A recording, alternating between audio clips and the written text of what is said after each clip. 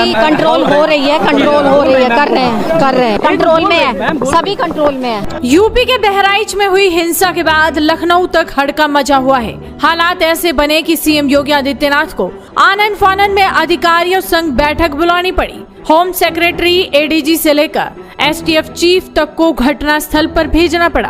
PAC, RAF और कई थानों की फोर्स जब मौके पर पहुंची तो करीब 18 घंटे बाद हालात काबू में आए, लेकिन तब तक उपद्रवियों ने कई घरों, दुकानों, गाड़ियों को आग के हवाले कर दिया था। शहर से लेकर गांव, कस्बों तक हिंसा के निशान दिखाई पड़ रहे हैं। कहीं धू धू कर जलता अस्पताल तो कहीं राख हो चुकी बाइकें, सड़क पर जलते टायर, सुलगती दुकानें बहराइच हिंसा की गवाही दे रही हैं। महजी तहसील में कर्फ्यू जैसे हालात हैं। बवाल के बीच कई लोग अपने घर तक छोड़कर भाग गए हैं। चप्पे चप्पे पर पुलिस है। दरअसल कल शाम 6 बजे के करीब दुर्गा प्रतिमा विसर्जन के दौरान दो समुदाय आपस में भिड़ गए। इसी बीच पत्थरबाजी और फायरिंग में राम गोपाल मिश्र नामक युवक की मौत हो गई और दर्जनों लोग घायल हो गए। जैसे ये खबर फैली, जिले में बवाल शुरू हो गया। हजारों लोग लाठी डंडे लेकर सड़क पर उतर आए और तोड़फोड़, नारेबाजी करने लगे।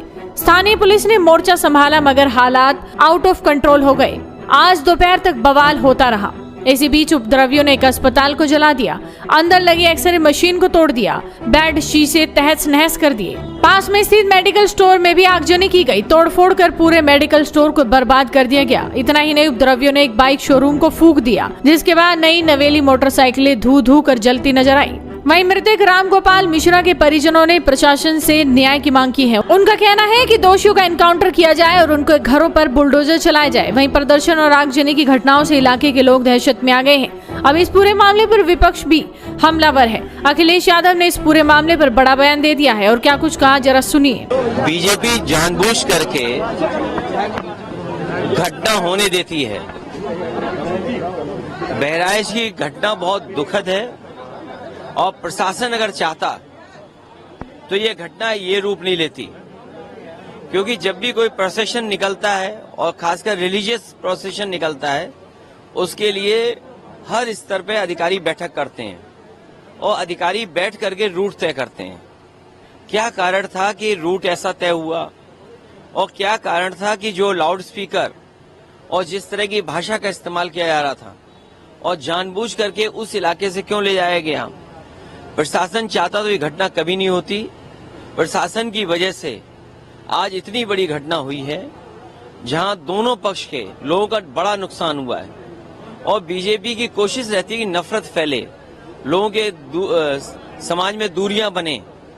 उसी से राजनीतिक लाभ भारतीय जनता पार्टी लेती है। उधर तोड़फोड़ और आगजनी की सूचना पर सीएम योगी ने आज दोपहर एडीजी कानून व्यवस्था अमिताभ यश को बहराइच के लिए रवाना किया। बहराइच पहुंचने के बाद तत्काल अमिताभ यश प्रभावित इलाके में पहुंचे। इस दौरान महसी के रामपुरवा चौकी पर आक्रोशित भीड़ ने एडीजी के सामने ही तोड़फोड़ शुरू कर दी, जिस पर उन्होंने अपनी पिस्टल निकाल ली और उसे लहराते हुए प्रदर्शन कर रहे लोगों को दौड़ाया। फिलहाल पुलिस प्रशासन के काफी समझाने के बाद मृतक राम गोपाल के परिजन मान गए और उन्होंने शव का अंतिम संस्कार कर दिया है।